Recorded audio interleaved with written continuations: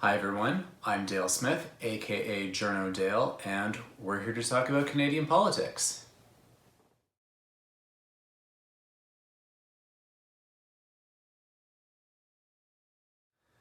A lot of the discourse we've been hearing lately has to do with bringing Parliament back, and what that means is a more substantive, actual proper sittings of the House of Commons, as opposed to this kind of hybrid special committee thing that they've been going on. Why this is important, particularly for certain opposition parties, is that currently they don't have a lot of opportunities to do the kinds of things that they are supposed to be doing constitutionally in order to ensure that there's government accountability. This can include things like supply days, which are also known as opposition days, moving motions, private members' business, things like that, all of which are part of the kind of ecosystem of parliamentary accountability. It also has to do with, the ability to just use tools in order to get questions answered, which include also things like order paper questions and so on. The government likes to say that this special committee they've got gives them more opportunities to ask questions than they would have in question period over a regular week. But the problem with this line of reasoning is that it's really superficial and kind of performative. There's a reason why question period is 45 minutes out of an 8-hour day in Parliament. It's largely theater, and while that does play an important part, particularly when you're trying to drive narratives or so on, or get public attention to things, it's really just a fairly, it is a superficial exercise to a great extent, because you're not able to do some of the important work around accountability. The other really, important question around this is the ability for committees to do their work.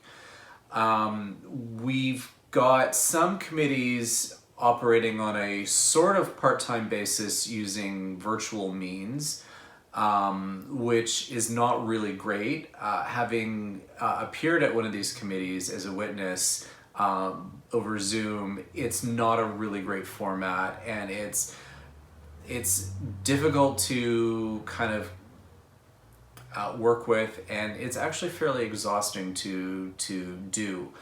And so this is one of the things where, the government has been passing a number of different bills without having them go through any kind of committee scrutiny. And this is normally really important because that's where you're able to get outside voices bringing their concerns to the table as to what does or does not work about a bill.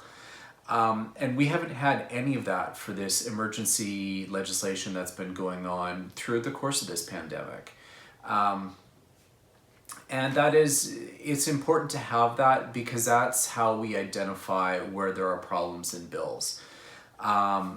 And you can't always get that just by getting opposition parties to give it a once-over before it comes to the House, as they've been doing. So these are important things that have been missing. And this past week, when the government tried to get another emergency omnibus bill passed at all stages, the opposition parties all kind of balked and said no. The Conservatives in particular said there's a lot of stuff in here we agree with, but we can't get proper legislative sittings or proper legislative debate on this kind of bill, and that's important. And they actually have a point about this. Rushing through a bill at all stages and merely allowing parties a couple of hours to make a couple of speeches before you vote on it isn't how legislative debate works. There's no actual scrutiny. There's no substance to what's going on. Everything's been pre-agreed to. They may have had a chance to look over the bill a few days beforehand and offer suggestions, and there may have been amendments made. We don't know because none of this is done publicly or transparently, and that is also a problem. But we don't have a proper process, and we need to remember that democracy is process. So if we have the semblance of democracy, but no actual process behind it, that's a pretty alarming thing, and we should be really careful about why we're still letting this go on. A lot of people say, well, because there's the pandemic, we shouldn't let Parliament meet. But I think a lot of those concerns have become really overblown at this point. We've had experiences where we've had a number of MPs in the chamber on the Hill for weeks now. There hasn't been any outbreaks or so on because they're able to do it safely. And we need to start building on that. Part of the problem with this hybrid system where you have some in the chamber and some are dialing in, part of it is just the technological issues where it's not necessarily smoothly working all the time, and there are potential problems with MPs being able to exercise their privilege in terms of having unencumbered ability to speak or so on. But it also sets up a terrible precedent, because what is going to end up happening if we allow this to carry on both with remote sittings and remote voting, which is what they are trying to implement right now, is basically they're saying, well, we'll do it for the course of the pandemic, but I don't trust them to keep it for only the pandemic. We've had enough instances over the course of our parliamentary history in Canada where they bring in changes for the sake of modernization and things get worse as a result. It was when we capped speaking times and when we eliminated evening sittings, and even to a certain extent even bringing in CPAC and recording or broadcasting proceedings. A lot of those had negative consequences, and in many cases the negative consequences far outweighed the positives that came of it. And Parliament as a whole has suffered as a result. And so now we're asking to make even more changes, and they'll say, oh, but they're temporary, but they're not going to be temporary. We've been here long enough to know how the mindset of MPs operates.